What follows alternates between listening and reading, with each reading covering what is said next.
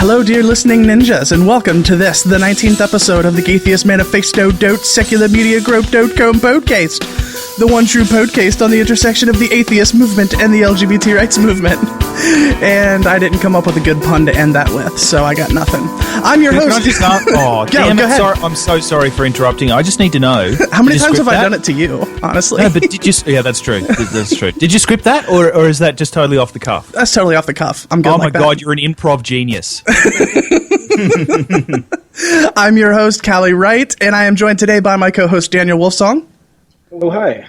And my good friends Jake Farr-Wharton and Nick Morganmore from the Imaginary Friend Show.com podcast. Welcome, gentlemen. Woo. Nick, shall we talk at the same time? I think so. Nick, I think we should talk at the same time. We should just talk about random things. At the same time, and I must say, Callie, it is such a pleasure. I stayed up really late last night. It's such a pleasure to be on your show. I have no idea what's going on. And I shouldn't just say this time. Anytime, I should say. Anytime, literally any time that you invite me on your show. I know it's like almost 9 a.m., but I'm never up at 9 a.m. to allow me on your show. So thank you so much. Well, I've had so much fun being on Jake's show that I had to have him here on the Manifesto, and since news is sort of his thing, I figured we could flip his format on him and talk about LGBT news and headlines, and yeah, Nick's here too. So, without further ado, guys, it's time to analyze the statements of religious, conservative, and otherwise strangely interesting individuals from around the world who totally, completely, and utterly demonstrate their sanity, relative intelligence, and indeed consistency with reality. That sounds so much dumber with an American accent. God. I'm totally doing that Texan from now on. Isn't that the only accent that Aussies can do? Is Texan? Yes. I could do a pretty neutral accent. Southern. Yeah. My girlfriend's from Alabama, so I get to hear her being cute all the time. So, first up, guys, this past Saturday, Phyllis Schlafly hosted former House Majority GOP leader Tom DeLay on Eagle Forum Live to discuss the alleged threat of gay marriage. Schlafly segued into the topic of gay marriage by describing an open letter signed by conservative pastors and politicians pledging to defy any decision which strikes down state bans on same-sex marriage. DeLay responded by pledging to blank. Panel, what did Tom DeLay pledge to do in the face of a court decision in favor of gay marriage? Jake? I just need to ask, firstly, is this a clean show? PG-13, yes. PG-13. Crap, because then, pledged to provide a live camera feed of, was it Phyllis Schlafly that received the letter? No, she just brought it up. Okay, cool. So then she promised to provide a live camera feed of the several cats, dogs, and children owned by the members of Congress, they have. So live camera feed of the children of the people of Congress, saying that they did in fact live, and of course they would live until the point where they decided to put down the law. Did that make sense? Yeah, that's great. I would, yeah. Nick? Okay, he pledged to attack the United States and indeed any country that does acknowledge the rights of LGBT individuals with massive man-eating titans. And the only people that will survive are the ones that are trapped inside, like, fortified cities with, like, giant, very, very thick, powerful walls. But that's not going to hold them out for long, man. Nothing's going to keep them out. We're pretty much screwed at this stage. Has the US government figured out how to turn those, just regular people into titans yet? Or is that I think just you have to, bite your hand and, want to do a thing, and then you can transform. That's if you've got the power. That's if you've got the power. How do you get the power in the first place? Your dad has to be, an engineer who worked on the project or something, but that's all a mystery, because, he doesn't really remember because his dad left when he was a kid. God, that's Well, he didn't leave when he was a kid. The dad died. Well, the mum died. The dad, we don't know.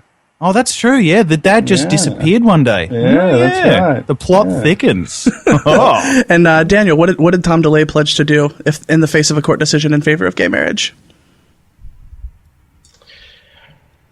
That's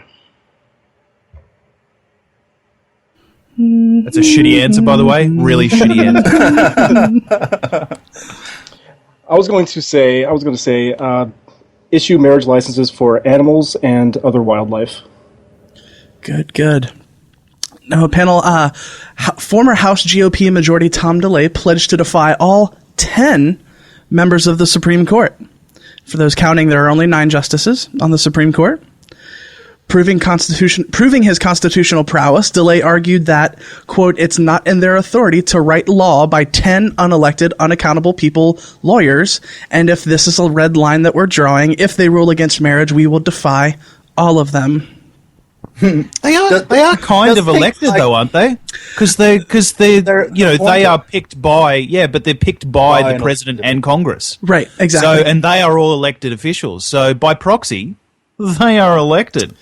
Well, we know that at least 2 of them are Christians, and like as this guy is a Christian, and he thinks that like where 2 or more of you are gathered, there I am amongst you. So maybe he counts Jesus as the other Supreme Court justice. But why would he try and defy Jesus? That doesn't seem like a very Christian thing to do. Your logic is undeniable. I used to be religious. I know the sort of crap that they think of. Next up, on the Friday edition of Washington Watch, Craig James of the Family Research Council discussed a case in New Jersey where an ex-gay therapy organization has been charged with consumer fraud. One caller told James that, quote, the whole homosexual movement is really like a religion, and the religion is blank, and they worship their blank. Panel, according to the caller, what is the homosexual religion, and what do they worship? Nick? Oh man, look, I just can't answer that. You'll cut it out. Bleep, blanked out answer. Think everyone knows what I'm thinking though. Somehow makes it worse. So is that a pass? I think that's a pass. But you know what I was gonna say, everyone. It was gonna be awful. Daniel. The religion is Rocky Horror Picture Show, and they worship dead ass. And Jake? The religion is love, and they worship each other. Aww. That's really sweet. So sweet. But also Tim Curry looks good in a corset, so I don't know which one to vote for. Tim Curry. Obviously, Tim Curry. Yeah, obviously So, Tim Curry. according to the caller, the homosexual religion is sex, and they worship their own genitals. Oh man, I was right. I mean, PG-13 just means you can't cuss. It doesn't mean you can't say words like penis and vagina. Like, those are real things. I was going to use colloquialisms for penis and vagina, but would have got cut out though. Gotcha. Yeah. I would have called hang it on, like that's... a hoo-ha and a dong. Ding dong? A ding-dong and a hoo-ha. Or a bajango. Yeah. His name... Isn't a hoo-ha a American candy as well, as is a ding dong? I don't know about hoo-ha, but ding-dong is, yeah. Yeah, ding-dong is a... Ding-dong in a hoo-ha? So this isn't internally consistent, because he's saying that they worship sex. Their religion is sex, and they worship their own genitals. That's masturbation, right? Yeah, that's masturbation. It's not sex. Yeah, wouldn't they worship each other's genitals? Yeah. That is not an internally consistent statement. And I'm sure once you point that out to him, he will concede the logical inconsistency of his argument and acknowledge you're right, because, well, that's how those things go. Because that's the first place that they go is always to acknowledging the lack of fact in their statements. Always, every single time. It'd be intellectually dishonest for them not to, Jake. Yeah, I know. Right. And intellectual honesty is something that's very important to all of them. We know. Oh well. Entire organization is based upon it. Next up, guys, last week after Caitlyn Jenner introduced herself on the cover of Vanity Fair, prominent Iowa talk radio host Steve Deese told Republican candidates that if they wouldn't speak out against Jenner's transition, you might as well just forfeit the 2016 election now. When CNN's Dana Bash asked Senator Lindsey Graham about Deese's comments in an interview over the weekend, he responded that while he's a, quote, pro-life, traditional marriage kind of guy, Jenner is welcome in my party. Steve Deese responded, our issue with Lindsey Graham is that you can say you're pro-life, you can say you're for God's design for the family and marriage, you can say that he created them male and female, but when you never take a stand on those issues, it's awfully hard for us to trust then that you're going to take a stand against blank. Panel, what is Steve Deese afraid Lindsey Graham can't stand against if he's not an anti-transgender bigot? Daniel. He's blanking out. Jake, go.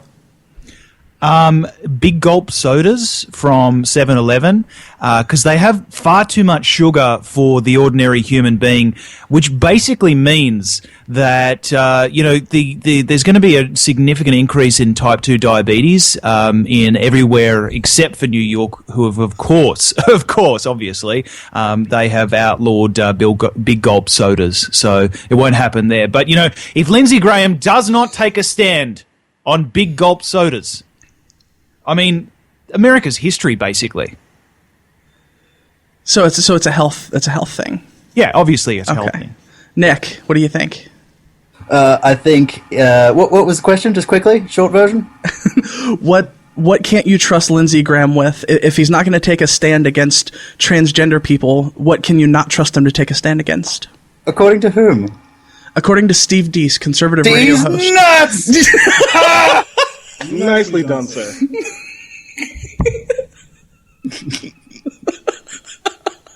Got him. Got him.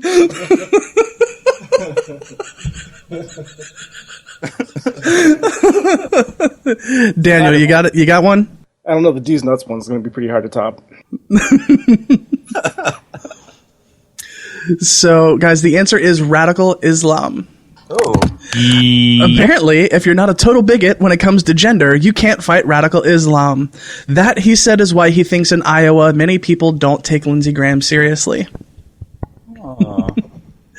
Next up, guys, Gary Glenn, who is a longtime anti-gay activist, who also happens to be a Republican member of the Michigan House of Representatives, declares that public school officials ought to be held criminally liable if students are blank. Panel, what does Gary Glenn think public school officials should be held criminally liable for? Jake? Growing STDs in their pants. Because, look, once you get one, you got to catch them all. So gotta catch him all. It's Pokemon theory. Yeah. It's an unfortunate thing. Look, if Pokemon had never been invented, then we wouldn't have this issue. But, kids these days, they watch a Pokemon and then all of a sudden they catch an STD and they're like, wow, look, I've got Crabzazord. I've got to get chlamydia-ander. Nick? Educated. This guy doesn't like the kids getting the education because the education can give you the gay. The two are definitely connected somehow. The gay. Got a case of the gay today. Yeah. Daniel. Actually, that sounds like a really good song. I got a case of the gay today. Write that down. We're using that on our podcast. Daniel, what do you think? I'm going to say if students are going through puberty. Because puberty only happens if you let it. Right. Okay. And plus, it's kind of gross. It leads to things like the gay. Because the answer is public school officials ought to be held criminally liable if students are taught about homosexuality and then contract some sort of sexually transmitted disease. Glenn said, quote, if some young person hears at school that it's okay to be gay and then comes down with a fatal disease as a result, Glenn said, school officials should be held legally liable, individually and in their official capacities, financially, and maybe even criminal.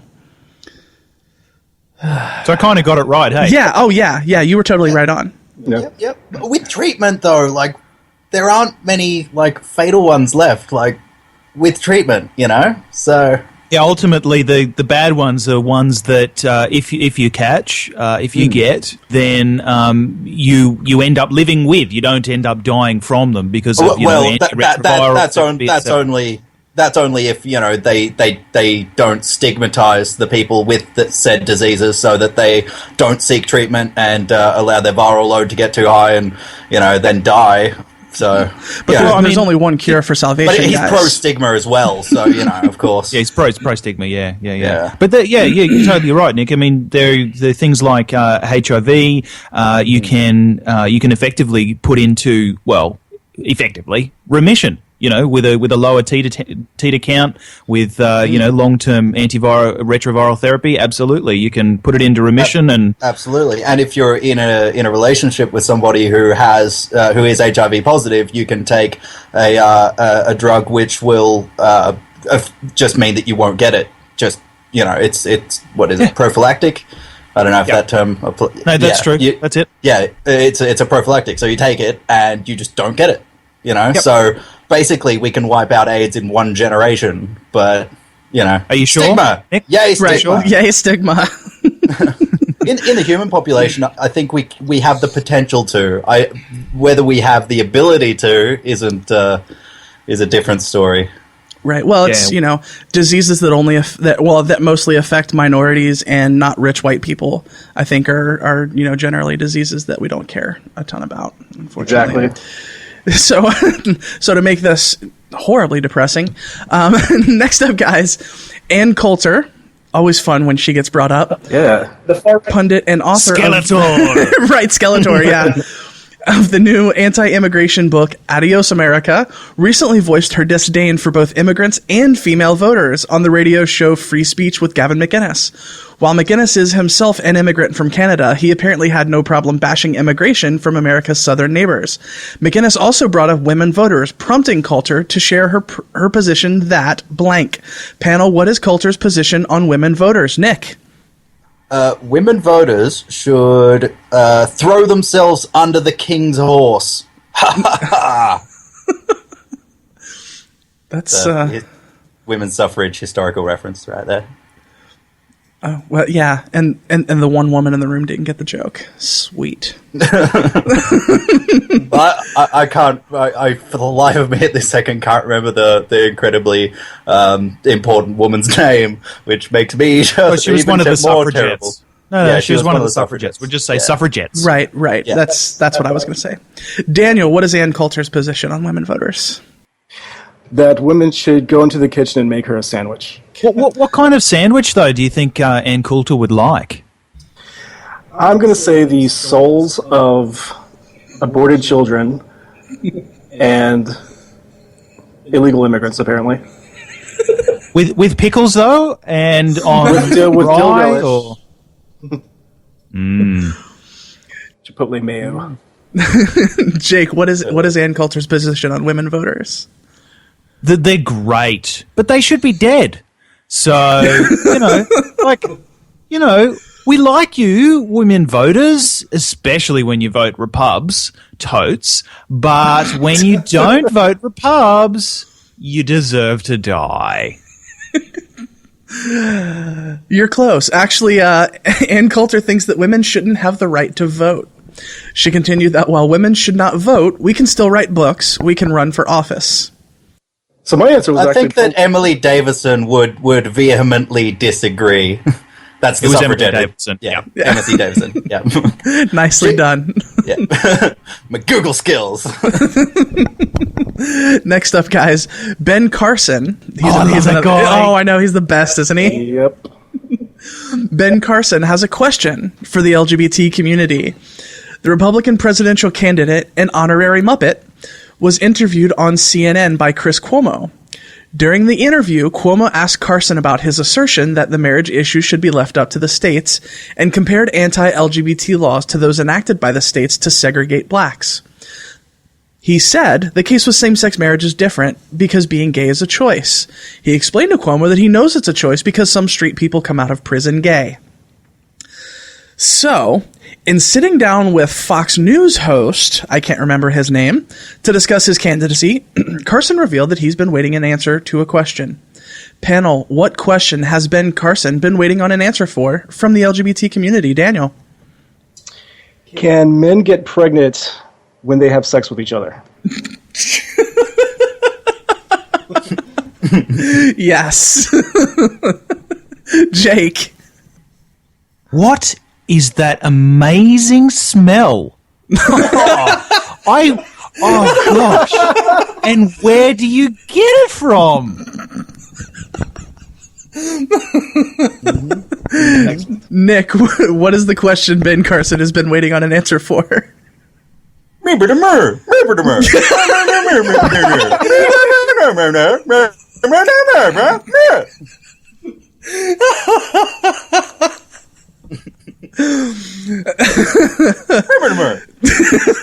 So the question that he's been waiting on an answer for, he said, quote, "I would love for the gay community to answer this question for me. What position can a person take who has absolutely no animosity toward gay people, but believes in traditional marriage that would be satisfactory to them?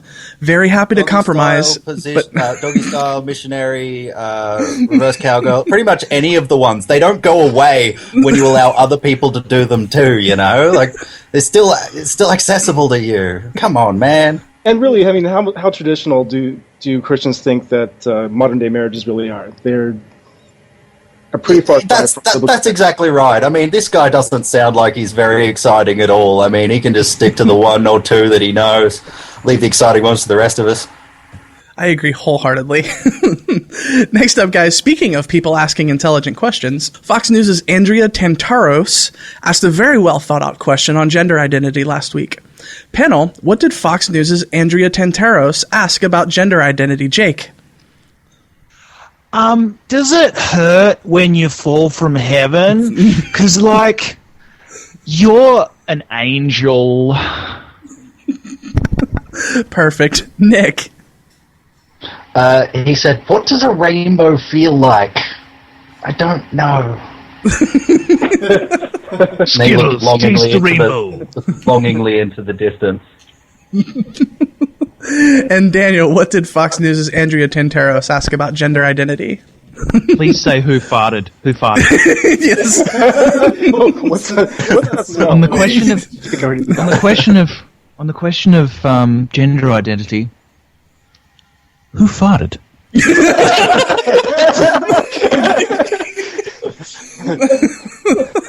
Did he who smelt it indeed deal it? No! He who denies it supplies it! No, guys, the question was, if I self-identify as a cat, a feline, do I have to pay income taxes? I mean, I'm just wondering. Shut up. And what was the answer, though? That was the answer. Yeah, that's the answer that question deserves. She added, "Animals don't pay taxes. I just think we're opening the door to a very crazy debate where people who might not be mentally stable, some who may be, are going to come out and say, I self-identify as a insert animal, insert race, insert a spaceship." No, they're always. I would. Oh man, like I know that it's like, a bad time to say it. But if I could be a trans spaceship, I would be a trans spaceship, man. Oh man, that'd be amazing. Wouldn't we all? No kidding. All right, guys. This is. But Yeah. look, and also yes, but no. Oh wow, look. That's all I have to say on that. Well, if we let someone say that if we let a man say that he's a woman, well, then we have to let everyone say that they want to be a tea kettle. Did this guy read Transmetropolitan and get really, really, really into it? Like, it's a massive nerd reference there. I bet one person who's listening got that. Can I just ask? Is it possible that this guy was? Or this person was being really sincere in the line of questioning and was just really high. It's like, if I turn into a cat, do I still have to pay taxes? I know somebody who tells a joke on stage in their act, but they also would very much like to become a bear. Like a literal bear, not a gay bear, but an actual. Well, maybe a gay bear as well. I haven't actually asked the guy, but he wants to be a bear, just catching salmon. Bears can be gay too. Don't put your rules on people. That's right. I just realized and checked myself before I wrecked myself. But yeah, we've had long discussions while he was stoned off his ass about how much life would be better if he was a literal bear. So maybe. Well, guys, we're going to take a quick break, and we will be right back, and we'll actually have a real chat with Jake about Imaginary Friends Show, and we'll probably just talk nerd stuff with Nick, because, more Gaytheist Manifesto coming up. The staff of Secular Coalition for America lobbies U.S. Congress on issues of separation of church and state, and they've become a powerhouse for change in the United States government. You'll definitely want to subscribe to receive their email action alerts. These are updates for important issues and ones that you can get involved with directly. And hopefully, you'll consider making a contribution to the Secular Coalition for America to help them continue fighting for your equality. You can do it all at secular.org. Before we jump back into the show, it's time to thank our patrons. This week, we're recognizing Hope. Hope, thank you so much for believing in us enough to contribute to us financially and for being a part of this movement. Patrons of the Gaytheist Manifesto have access to all sorts of cool stuff, like a big shout out on the show, premium content, including an audio journal I've decided to keep documenting the more personal stuff I don't dive into on the show, and an exclusive patrons-only hangout once a month. If you're so inclined, head over to patreon.com/The Gaytheist Manifesto to become a part of this movement and support this show.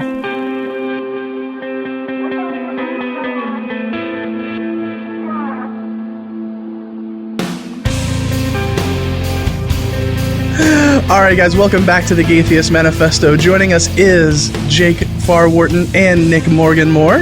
That's my name. God. Okay, so where does that come from? Because, like, that's a joke that I play along with every time I'm on the show, and I don't know how it started. Can I tell the story, Nick?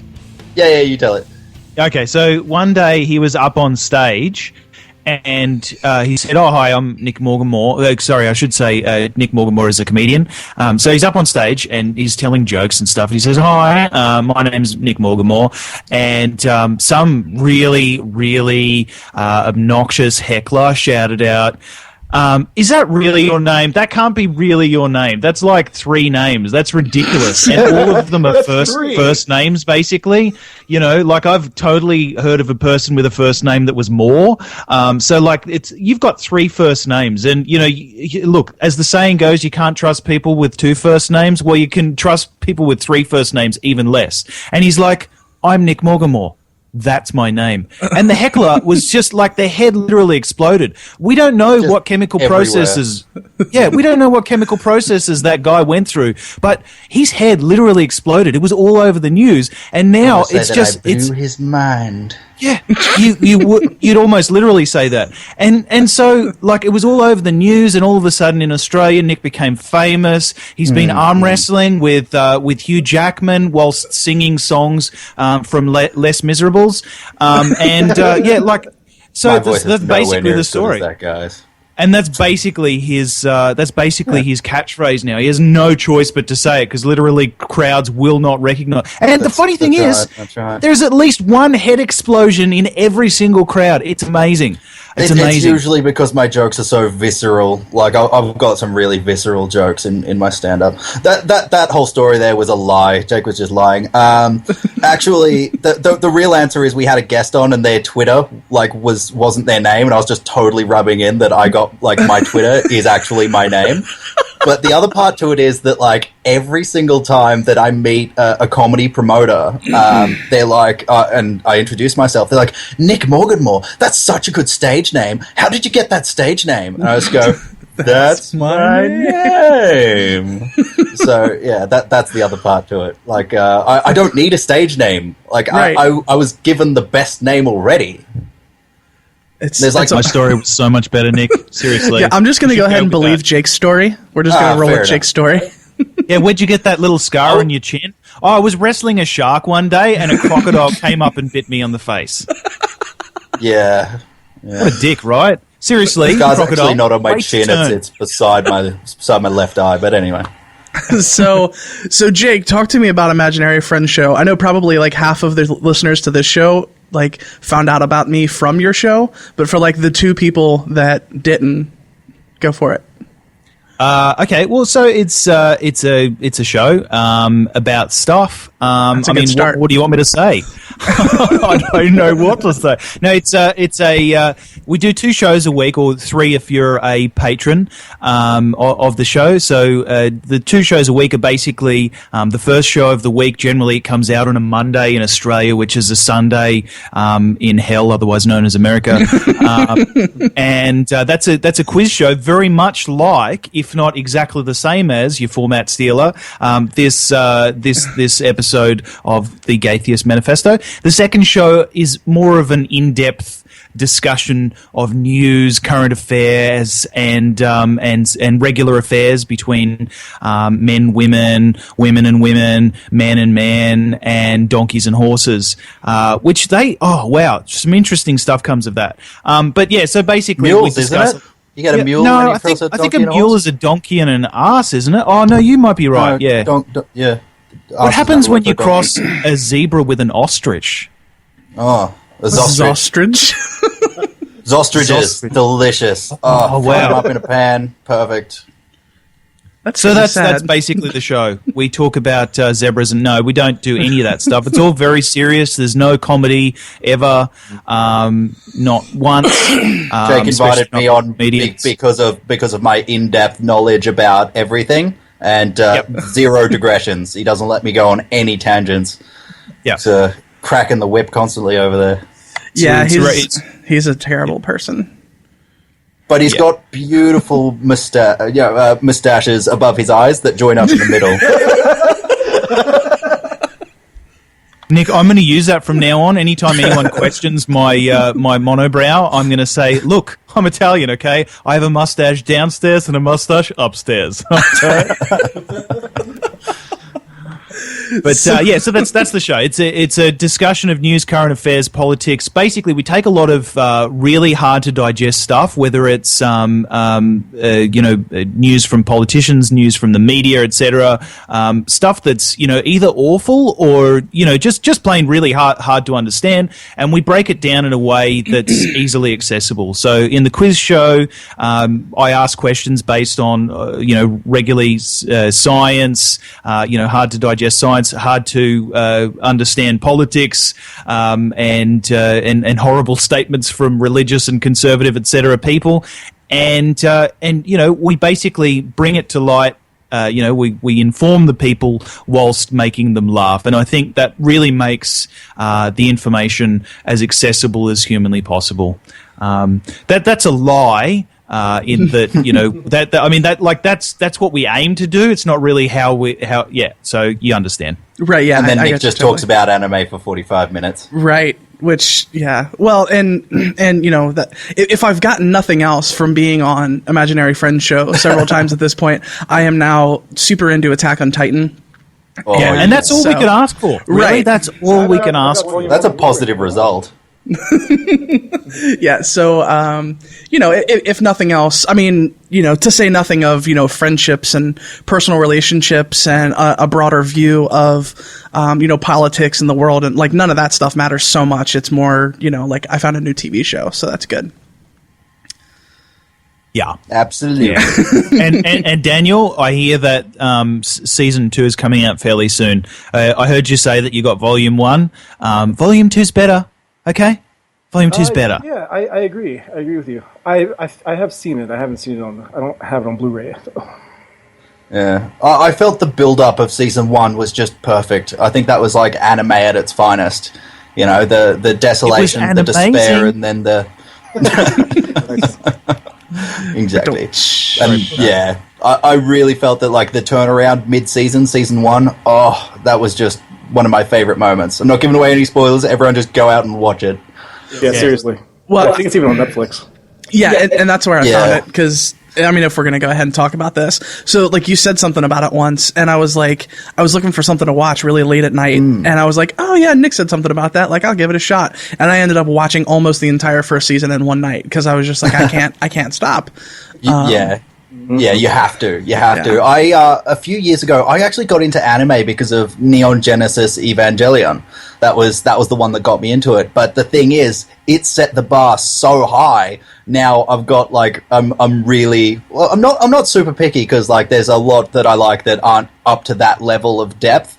That have other things that are amazing. I watched all of Naruto with some kids, just because I was looking for something for them to watch, and man, there's some really good messages in that. The number one thing that I throwing picked up ninja from that, stars. How not great just is that, that? but the bad guy is the good guy from the next village over. And as soon as you have some common ground, you can bridge that gap. It's amazing. I love it. It's a really good one. But the depth that was in Neon Genesis, is just so far beyond anything. And then I reckon probably Attack on Titan is one of the only ones to sort of match that level. The other one that I'd put up there would be probably Psycho Pass, but that's because of their... is awesome, yeah. Yeah, it's because of their in-depth analysis of metaphysical concepts. It's and just of the so... human psyche in general. Exactly. It's season 2 that they even more, they go into so much. It's so good. I love that one. So if you finish Attack on Titan... series. The running series... The current series of Ghost in the Shell. Have you enjoyed that yet? I haven't enjoyed that yet. I wasn't sure where to jump in on Ghost in the Shell just because there's so much of it already. I just didn't know where to start. But if you say it's good, that'll go on the list. Oh yeah, it's pretty good. Okay. There's only a few episodes, but I can start from just the latest season. Yeah, that's I don't all. Need 50 million years of backstory. No, I don't think so. And also, the other one it's like Doctor Who. It started again. Oh yeah. It is like that. Eureka 7AO. Have you enjoyed that yet? No, but I am paying for Anime Lab though, which I'm sorry, US listeners. I'm sorry. No, they can get it in the US. Lab. They can't get it. Zandy couldn't. Zandy said that it wasn't available in the US. Maybe she was lying to you about her desire to download it, Nick. Ooh. I put her to sleep Yikes. talking about anime. That's the thing. She told me that. She told me that, and I was like, "Oh my god, that is the sweetest thing I've ever heard in my life." Yeah. The other night we were on Skype and she was like, I need to go to sleep because I'm catching a flight in the morning, but I'm so wide awake. And I was like, well, there was a guy named Vash the Stampede who was also known as the Humanoid Typhoon. He had a $50 billion double dollar bounty on his head, and she was like, just straight away, flicking an off switch. Can I tell you there's one thing sweeter than what you just said though, and Nick, say to Callie whether you want her to delete this or not. But look, Zandy and Nick were talking one day, and Nick said, "Zandy, I love you more than porn." And I do, and leave it in. Here's the thing: you were talking about making relationships on the show. I met my girlfriend on the podcast. We just hit it off straight away and started messaging, started Skyping, and I'm trying to save up the money to fly over there and spend some time with her, and also as an added bonus, do some gigs in the States because I am a comedian. That's what I do. Right. Well, yeah, and I felt hard for that girl. that's a good segue because so go ahead and talk about. I know your comedy isn't PG-13, but go ahead and some of it is. Go ahead and give it a shot. He's a pretty diverse comic. That's why I love Nick. Well, that's one of the reasons. It's also his mustache. Thanks, man. I have a fantastic mustache. Yeah, my comedy. I've just started my own comedy room on the coast. One of the reasons is try and raise some of those funds towards the travel, but also is that the coast of Gibraltar, Nick? No, it's the Gold Coast of Australia. Right, yep, sorry. There's a Gold Coast in Africa and there's a Gold Coast in America, but it's the one in Australia because it matches my accent, so that's why I decided to do that one. That was a good call on your part. That was well thought out. Yeah. No, my comedy. I've been doing stand-up comedy for 4 years now, and I realized early on that my brain doesn't work like other people's brains. And well, that's similar to my story. Weird. Yeah, Keep going. We'll see how this works. Keep going. Okay. Well, I was living a lie. I was in the church, and I was just hating myself for the things that I was saying and doing.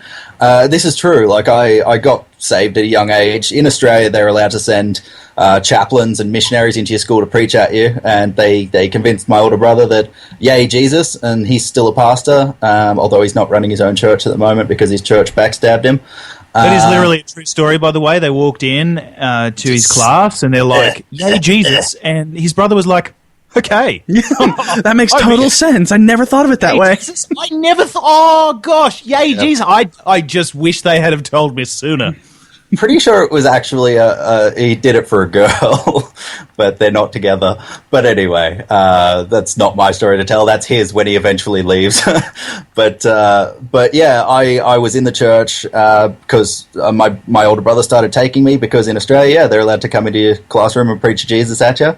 And I was in the church for about 10 years, and I was giving it a hard slog. I was doing my best. I went on a missions trip to China where I accomplished pretty much nothing except gaining a greater appreciation for another culture, but I didn't save any souls because they don't speak the same language as me. I thought the Holy Spirit had fixed that, but no, it doesn't.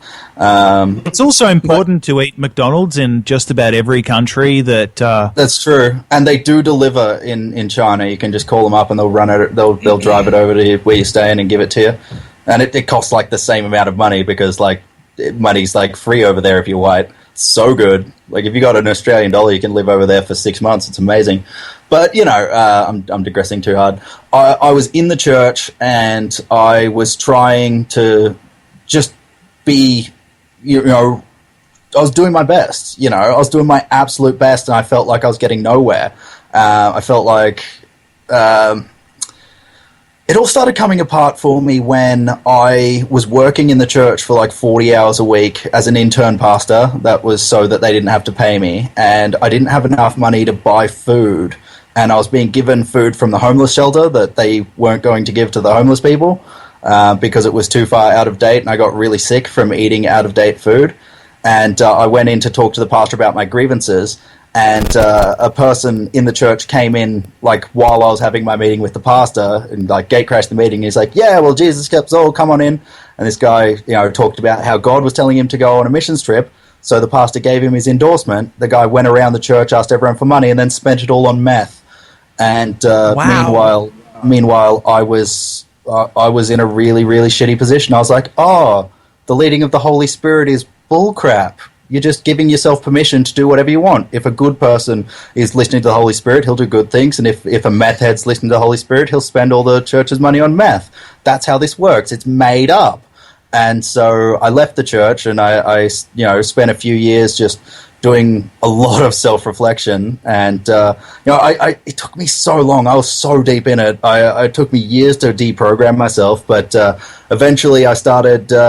I turned my life around. I lost 50 kilos. I started dating. I started doing stand-up comedy. And my life is now so much better than it was then. I'm being honest and true to who I am. And I'm doing what I'm supposed to be doing. That's amazing. Hey, Nick, you should tell them about that time that you lived under the stairs in your, I think they were your uncle's family's house, and then the this enormous giant, like half giant guy came and picked you up on his motorcycle, took you to wizard school. He looks at me and he goes, "You're a comedian, Nick." He handed me a microphone and stood me up on a couple milk crates that had a plank on top of them. And he said, "Be funny." And I was. And it was magic. Well, that's awesome. Story. That's awesome. I think that's the first, like, I'd heard bits and pieces of that, but I think that was the first time I'd really heard, like, that is the whole thing. That's freaking cool. I mean, so, like, if I can gush for a minute, because that's what I'm going to do, because that's my show. So, I just want to impart to people who are listening who didn't hear me from Imaginary Friend Show, because I get so many messages from people like, oh, I heard you on iFriends, and you guys have been amazing for me, and I think it's important for people to understand, like, we do these things because they're fun, and, the news quiz is a lot of fun, but it's amazing how supportive you guys have been of me, and the how you go out of your way to be supportive of the LGBT community and of me personally. So I can't give either of you a high enough endorsement in that way, and that's why it's cool that I finally have you on the show, because I wanted to shout from the rooftops how highly I think of both of you. So thank you for that. No, that's okay. I think the only way that we're going to accept it, though, is if you somehow genetically engineer a giant albino ape that's able to shout from the rooftops, literally, how much you adore us. That's the only way that we'll accept that. Thanks. That would be amazing. But to bring it for real for a sec, we love you, Callie. You absolutely are amazing. Adore you. It's adore you. Absolutely adore you. We adore ya. Oh, I love that. Mazin, we adore ya. I mean, you're cool too, Daniel, but Callie, you're amazing. We've only just met Daniel. The thing I really know about him is that he's got a glorious beard. Beard five. And poorly timed comedy. He does indeed have a glorious beard. Well, guys, that's going to do it for another episode of the Gaytheist Manifesto on Secular Media Network. You can find the show at facebook.com/the Gaytheist Manifesto. I am on Twitter at GaytheistCallie. And I'm on Twitter at Daniel Wolfsong. And I'm on Twitter at Nick Morganmore. That's my name. And I just found a grey chest hair. That's not cool.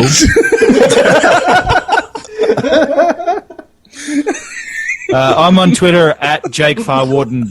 That's probably my name. Yeah, no, it is my name. At Jake Farr. Yeah, try and spell that, bitches. Yeah. And you can email us at thegaytheistmanifesto@gmail.com. Jake, tell us where we can go to find out more about you and I Friends.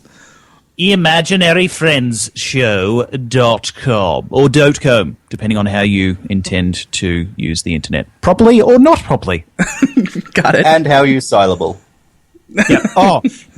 And Nick and I have a new show coming up in the next couple of weeks. It's called Good Advice, and it's basically every great morning talk show that you've ever seen in your entire life, but parodied the crap out of.